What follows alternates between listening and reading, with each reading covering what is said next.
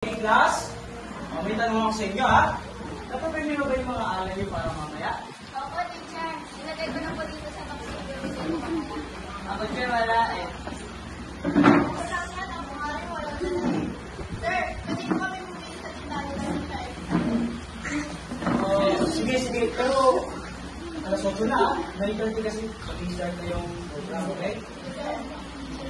Sige. Mag-ingat kayo. Tumakbo sila papunta kay Teacher Aiza.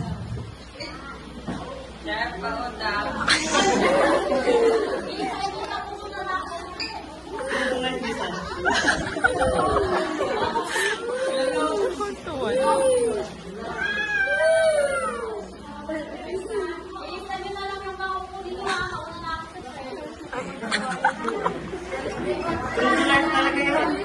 Ang oras ngayon ay 8:15 a.m.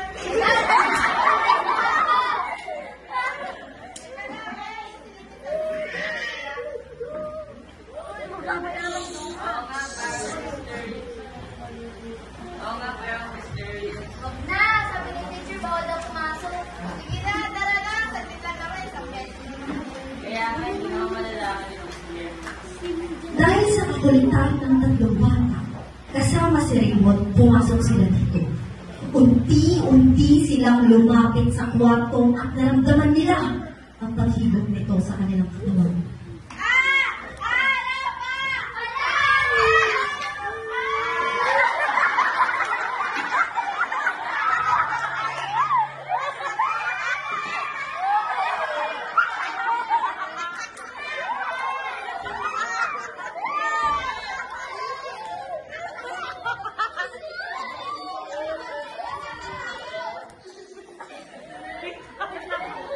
Base sa aking scholar, tayo ay nasa sinaunang panahon.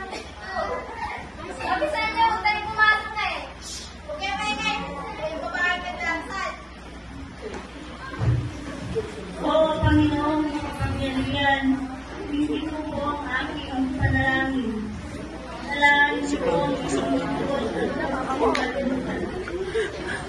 Bigyan niyo po ako ng isang panalangin. Iyaano ko sa kanya, ayahan siya sa inyo ang kasanaliwan. Bilang tanda ng lubos na pagsigaw sa inyo ay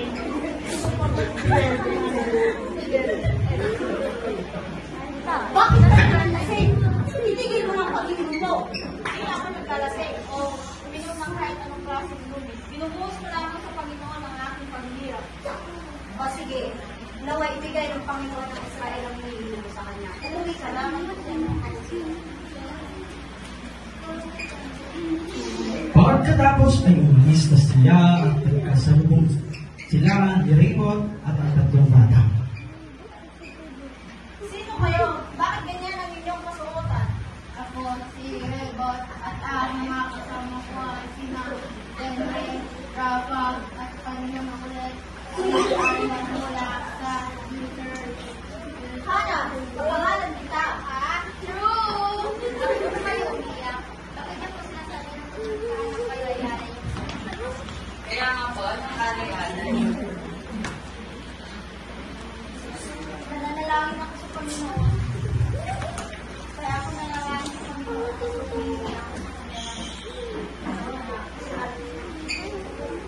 Bilang kapatid ko, nangako ako sa kanya na babalik sa kanya ang kabutihan sa pamamagitan ng pag-alay sa aking pagiging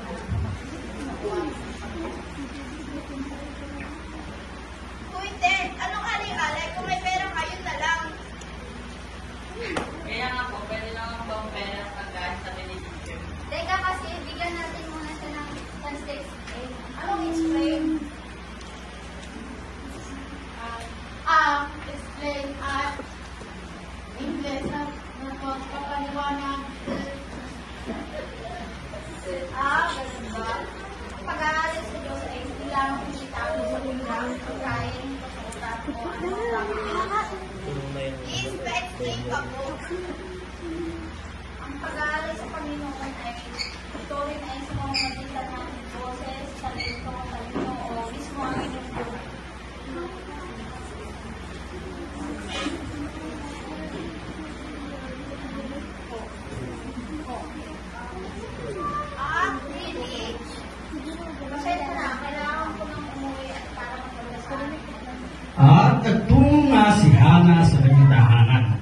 Samantala, natuklasan ng mga bata at ni Ribot kung paano binigay ng Panginoon ang hiling ni Hana sa isang anak. Inialay ni Elkana at ni Hana sa Panginoon si Samuel. Iniwan nila ito sa sambahan na pinapangunahan ni Eli. Lumaki sa sambahan si Samuel. Siya ay nabuhay ng naaayon sa kalooban ng Diyos. Kalaunan, siya ay naging propeta at hukom na ginamit ng Diyos upang ipagkag ang pagkakaroon ng hari sa Israel. Si Samuel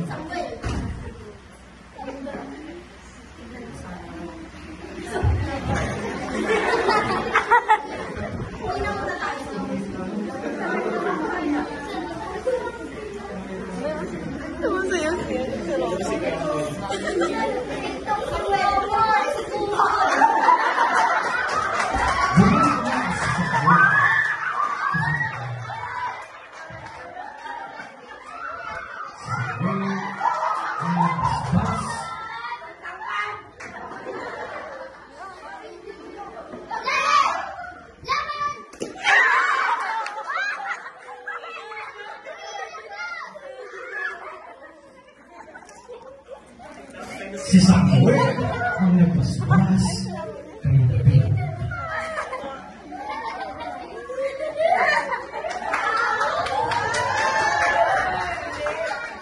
Happy birthday!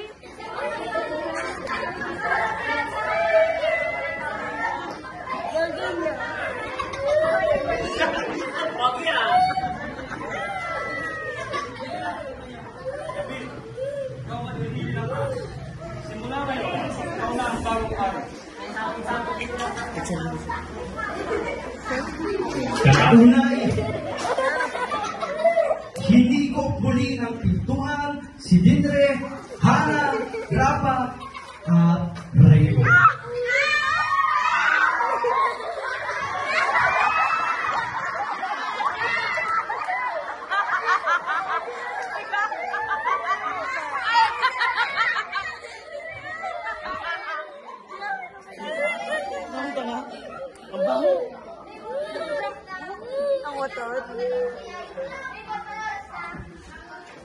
Ang oración ay nag-uksap 30 minutes before program.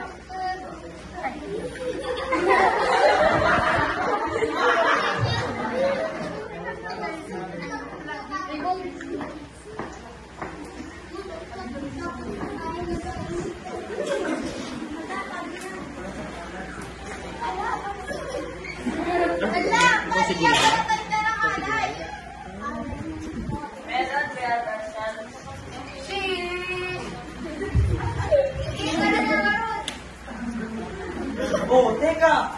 Bakit nila kayo? Rafa, umila ka na. At kayo din rin, Hana, Raybon, umupo lang kayo. Ang mga pipila lang ay ang mga may alay.